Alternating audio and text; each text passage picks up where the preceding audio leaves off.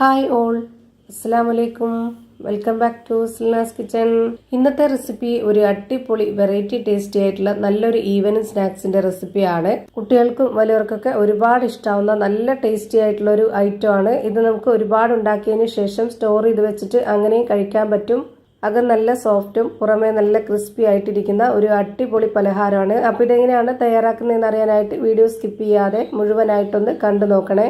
റെസിപ്പിയിലോട്ട് കിടക്കുന്നതിന് മുമ്പായി Silna's kitchen channel ആദ്യമായിട്ട് കാണുന്നവരാണെങ്കിൽ പ്ലീസ് ഒന്ന് സബ്സ്ക്രൈബ് ചെയ്തേക്കണേ. ഒപ്പം തന്നെ ഈ വീഡിയോസ് നിങ്ങൾക്ക് ഇഷ്ടപ്പെടുകയാണെങ്കിൽ ഒരു ലൈക്ക് ചെയ്ത് ഷെയർ ചെയ്ത് സപ്പോർട്ട് ചെയ്യാനും മറക്കരുത്. ഇനി നമുക്ക് ഇതെങ്ങനെയാണ് തയ്യാറാക്കുന്നതെന്ന് നോക്കാം.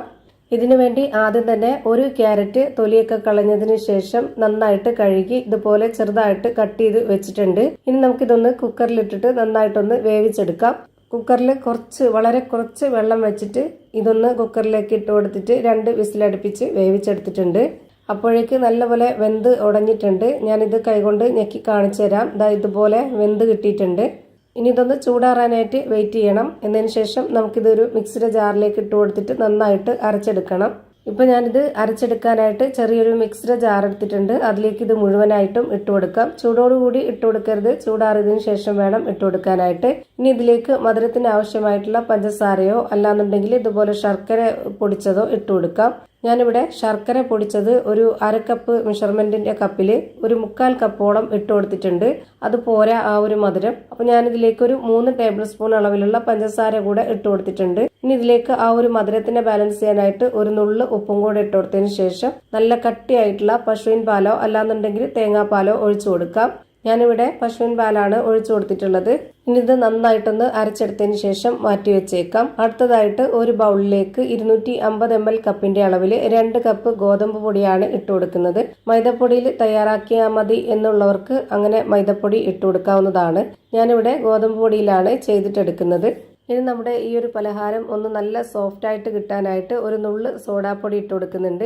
അടുത്തതായിട്ട് ഈ ഒരു പലഹാരത്തിന് നല്ലൊരു മണത്തിന് വേണ്ടിയിട്ട് ഒരു നുള്ള് ഏലക്കാപ്പൊടി കൂടെ ഇട്ട് കൊടുക്കാം. പിന്നെ ഒരു 1/4 കപ്പിന് തേങ്ങ ചിരകിയതാണ് ഇട്ട് കൊടുക്കുന്നത്.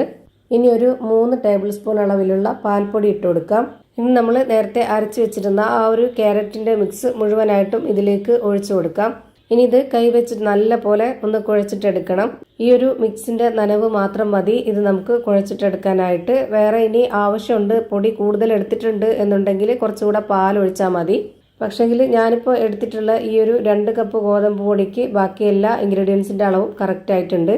ഇപ്പോൾ ഞാനിവിടെ നന്നായിട്ടൊന്ന് കുഴച്ച് വെച്ചിട്ടുണ്ട്. ഇനി നമ്മുടെ കയ്യിൽ കുറച്ച് ഓയിൽ തടവിയതിന് ശേഷം ഇതിൽ നിന്ന് കുറച്ച് മാവ് എടുത്തിട്ട് ഇതുപോലെ ചെറിയ ബോൾസ് ആക്കി എടുക്കാം. ഓരോരുത്തർക്കും ഇഷ്ടമുള്ള വലിപ്പത്തിൽ എടുക്കാവുന്നതാണ്. ഞാനിപ്പോൾ വളരെ ചെറിയ ബോൾസ് ആക്കിയിട്ടാണ് എടുത്തിട്ടുള്ളത്. ഇതാവുമ്പോൾ കാണാൻ കുറച്ച് നല്ല ഭംഗിയുണ്ടാവും. പിന്നെ അത് മാത്രമല്ല നമ്മളിത് എണ്ണയിലാണ് ഫ്രൈ ചെയ്തെടുക്കുന്നത്. അതുകൊണ്ട് തന്നെ പെട്ടെന്ന് അകമൊക്കെ നന്നായിട്ട് വെന്ത് കിട്ടുകയും ചെയ്യും ഈ ഒരു വലിപ്പത്തിലാവുമ്പോൾ. ഞാനിപ്പോൾ ഇവിടെ എല്ലാം ഈ ഒരു വലിപ്പത്തിൽ റെഡിയാക്കി എടുത്ത് ഒരു പാത്രത്തിലേക്ക് മാറ്റിയിട്ടുണ്ട്. ഇനി നമുക്കിത് ഫ്രൈ ചെയ്തെടുക്കാം. അതിനായിട്ട് സ്റ്റവിലേക്ക് ഒരു കടായി വെച്ച് കൊടുത്തിട്ട് അതിലേക്ക് കുറച്ച് ഓയിൽ ഒഴിച്ചു കൊടുത്തതിന് ശേഷം നന്നായിട്ട് ചൂടായിട്ട് വരുമ്പോൾ ഒരു മീഡിയം ഫ്ലെയിമിലേക്ക് ഇട്ട് കൊടുത്തതിന് ശേഷം ഇതിൽ നിന്ന് കുറച്ചായിട്ട് ഇതിലേക്ക് ഇട്ട് കൊടുത്തിട്ട് നന്നായിട്ടൊന്ന് ഫ്രൈ ആക്കി എടുക്കുന്നുണ്ട്.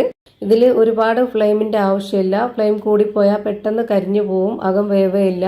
അതുകൊണ്ട് തന്നെ മീഡിയം ഫ്ലെയിമിലും ലോ ഫ്ലെയിമിലും ഇടയ്ക്കുള്ള ഫ്ലെയിമിൽ വെച്ച് കൊടുക്കുക.